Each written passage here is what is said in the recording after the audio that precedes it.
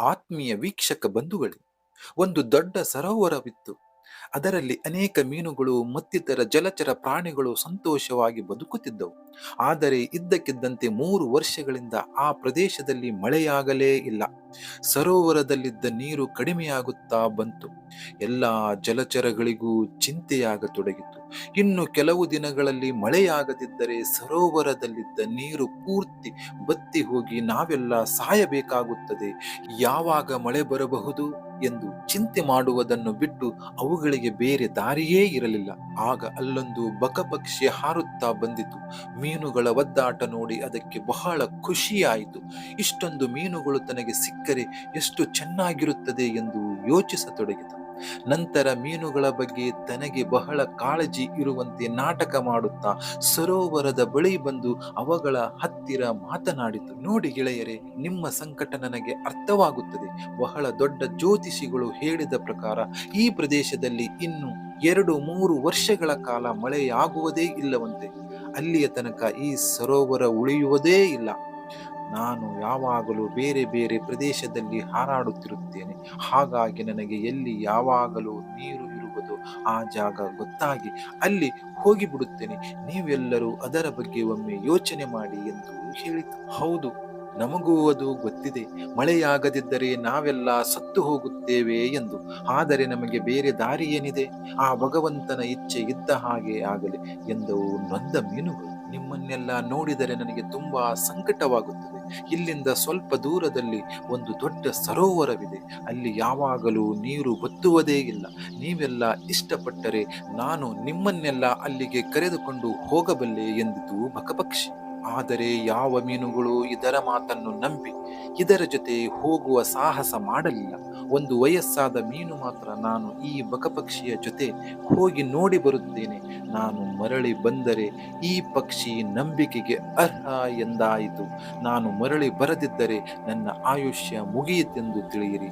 ಹೇಗೋ ನನಗೆ ವಯಸ್ಸಾಗಿದೆ, ಯಾರೂ ನನ್ನ ಬಗ್ಗೆ ಯೋಚಿಸಬೇಡಿ ಎಂದು ಹೇಳಿ ಬಕಪಕ್ಷಿಯ ಜೊತೆ ಹೊರಡಲು ಸಿದ್ಧವಾಯಿತು. ಬಕಪಕ್ಷಿ ಈ ಮುದಿ ಮೀನನ್ನು ತನ್ನ ಕೊಕ್ಕಿನಲ್ಲಿ ಹಗೂರವಾಗಿ ಹಿಡಿದುಕೊಂಡು ಹಾರಿ ದೊಡ್ಡ ಸರೋವರವನ್ನು ತಲುಪಿತು. ಸರೋವರವನ್ನು ಆ ಮುದಿ ಮೀನಿಗೆ ತೋರಿಸಿ ಮರಳಿ ಅದರ ಜಾಗಕ್ಕೆ ಅದನ್ನು ತಂದು ಬಿಟ್ಟಿತು. ಈಗ ಎಲ್ಲಾ ಮೀನುಗಳಿಗೂ ಬಕಪಕ್ಷಿಯ ಮೇಲೆ ನಂಬಿಕೆ ಹುಟ್ಟಿತು. ಎಲ್ಲವೂ ಬಕಪಕ್ಷಿಯೊಂದಿಗೆ ಹೊಸ ಸರೋವರಕ್ಕೆ ಹೋಗಲು ಸಿದ್ಧವಾದವು. ಈಗ ಈ ಕಪಟ ಬಕಪಕ್ಷಿ ಒಂದೊಂದೇ ಮೀನುಗಳನ್ನು ತನ್ನ ಕೊಕ್ಕಿನಲ್ಲಿ ಹಿಡಿದುಕೊಂಡು ಹಾರಿ ಹೊಸ ಸರೋವರದ ಹತ್ತಿರವಿದ್ದ ಮರದ ಮೇಲೆ ಕುಳಿತು ತಿಂದು ಬರುತ್ತಿತ್ತು. ಉಳಿದ ಮೀನುಗಳಿಗೆ ಈ ಬಕಪಕ್ಷಿಯ ನೀಚತನ ಗೊತ್ತಾಗದೆ ಅದು ಬರುವುದನ್ನೇ ಕಾಯುತ್ತಾ ಕುಳಿತಿರುತ್ತಿದ್ದವು. ಬಕಪಕ್ಷಿಯನ್ನು ಅವು ತಮ್ಮ ಪಾಲಿನ ರಕ್ಷಕನೆಂದು ಕೊಂಡಿದ್ದವು. ಹಾಗೂ ಹೀಗೂ ಸರೋವರದಲ್ಲಿದ್ದ ಮೀನುಗಳೆಲ್ಲ ಮುಗಿಯುತ್ತಾ ಬಂದವು. ಆ ಸರೋವರದಲ್ಲಿ ಒಂದು ವಯಸ್ಸಾದ ಏಡಿ ಇತ್ತು. ಅದು ತನ್ನನ್ನು ಹೊಸ ಸರೋವರಕ್ಕೆ ಕರೆದುಕೊಂಡು ಹೋಗೆಂದು ಬಕಪಕ್ಷಿಯನ್ನು ಕೇಳಿಕೊಂಡಿತು. ಬಕಪಕ್ಷಿ ಅದನ್ನು ತನ್ನ ಕೊಕ್ಕಿನಲ್ಲಿ ಹಿಡಿದುಕೊಳ್ಳಲು ಬಂದಾಗ ಏಡಿ, ಗೆಳೆಯ, ನೀನು ನನ್ನನ್ನು ಕೊಕ್ಕಿನಲ್ಲಿ ಹಿಡಿದುಕೊಳ್ಳುವುದು ಬೇಡ. ನಿನ್ನ ಕುತ್ತಿಗೆಯ ಮೇಲೆ ನಾನು ಹಗೂರವಾಗಿ ಕುಳಿತುಕೊಳ್ಳುತ್ತೇನೆ. ನೀನೇನು ಯೋಚಿಸಬೇಡ, ಸರಿಯಾಗಿ ನಿನ್ನನ್ನು ಹಿಡಿದುಕೊಂಡು ಕುಳಿತುಕೊಳ್ಳುತ್ತೇನೆ ಎಂದಿತು. ಆಗಲಿ ಎಂದು ಬಕಪಕ್ಷಿ ಅದನ್ನು ತನ್ನ ಕುತ್ತಿಗೆಯ ಮೇಲೆ ಕೂರಿಸಿಕೊಂಡಿತು. ಬಕಪಕ್ಷಿ ಹಾರಿ ಸರೋವರದ ಹತ್ತಿರವಿದ್ದ ಮರದ ಬಳಿಗೆ ಬಂದಾಗ ಏಡಿ ಮೀನುಗಳ ಎಲುಬಿನ ರಾಶಿಯನ್ನು ನೋಡಿತು. ಅದಕ್ಕೆ ತಕ್ಷಣ ಬಕಪಕ್ಷಿಯ ಮೋಸದ ಸುಳಿವು ಸಿಕ್ಕಿತು. ಗೆಳೆಯ, ಸರೋವರ ಎಲ್ಲಿ ಎಂದು ಕೇಳಿತು. ಬಕಪಕ್ಷಿ ನಗುತ್ತಾ, ಅಯ್ಯೋ ದಡ್ಡ, ನಿನಗೆ ಮೀನುಗಳ ಎಲುಬುಗಳ ರಾಶಿ ಕಾಣುತ್ತಿಲ್ಲವೇ? ಇನ್ನೊಂದೇ ಕ್ಷಣದಲ್ಲಿ ನಿನ್ನನ್ನು ತಿಂದು ಮುಗಿಸುತ್ತೇನೆ ಎಂದು. ಆಗ ಏಡಿ ನಗುತ್ತಾ, ದಡ್ಡ ನೀನು, ನಾನಲ್ಲ. ನಿನ್ನ ಕತ್ತು ನನ್ನ ಹಿಡಿತದಲ್ಲಿ ಇರುವುದನ್ನು ಮರೆತು ಬಿಟ್ಟಿಯಾ?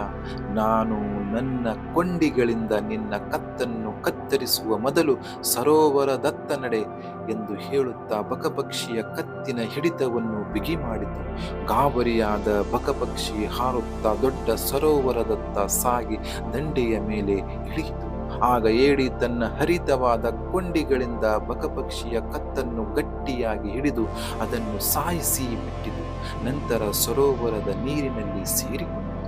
ತನ್ನ ದುರ್ಬುದ್ಧಿಗೆ ತಕ್ಕ ಶಾಸ್ತಿಯಾಯಿತು ಬಕಪಕ್ಷಿಗೆ. ಆತ್ಮೀಯ ವೀಕ್ಷಕ ಬಂಧುಗಳೇ, ನಮ್ಮ ಸುತ್ತಮುತ್ತಲೇ ಇಂತಹ ಬಕಪಕ್ಷಿಯಂತ ಜನರೇ ಹೆಚ್ಚಾಗಿ ಇರುವುದು. ಅವರ ಬಾಯಿಯಿಂದ ತಮ್ಮ ಬೇಳೆ ಬೇಯಿಸಿಕೊಳ್ಳಲು ಒಳ್ಳೊಳ್ಳೆಯ ಮಾತುಗಳು ಬರುತ್ತಿರುತ್ತವೆ, ಆದರೆ ಅವರ ನಡೆ ನುಡಿಯಲ್ಲಿ, ಅವರ ಕೆಲಸದಲ್ಲಿ ಮಾತ್ರ ಬರೀ ಮೋಸ, ವಂಚನೆ, ಸ್ವಾರ್ಥವೇ ತುಂಬಿರುವುದು. ಮನಸ್ಸಿನಲ್ಲಿ ಯಾವಾಗಲೂ ವಿಷವೇ ತುಂಬಿರುತ್ತದೆ. ಇವರು ಮುಖವಾಡದ ಜನ. ತಮ್ಮ ಮಾತಿನಿಂದ ಎಲ್ಲರನ್ನೂ ಮರುಳು ಮಾಡಿ ಅದರ ಲಾಭ ಪಡೆದುಕೊಳ್ಳುವುದೇ ಇವರ ಮೂಲ ಉದ್ದೇಶ. ಇವರ ಮುಖವಾಡ ಕಳಚಿದಾಗ ಮಾತ್ರ ಇವರ ನಿಜವಾದ ಬಣ್ಣ ಬಯಲಾಗುವುದು. ಇಂತಹ ಮನುಷ್ಯರಿಂದ ವ್ಯವಹರಿಸುವಾಗ ನಾವು ಹುಷಾರಾಗಿರಬೇಕು ಅಷ್ಟೇ. ಇಂತಹ ಜನಗಳಿಂದ ಆದಷ್ಟು ದೂರವಿರುವುದು ಒಳ್ಳೆಯದು. ಕತೆ ಇಷ್ಟ ಆದರೆ ಒಂದು ಲೈಕ್ ಮಾಡಿ. ಇಂಥ ಕತೆಗಳಿಗಾಗಿ ನಮ್ಮ ಚಾನೆಲ್ ಅನ್ನು ಸಬ್ಸ್ಕ್ರೈಬ್ ಮಾಡಿ. ಧನ್ಯವಾದ.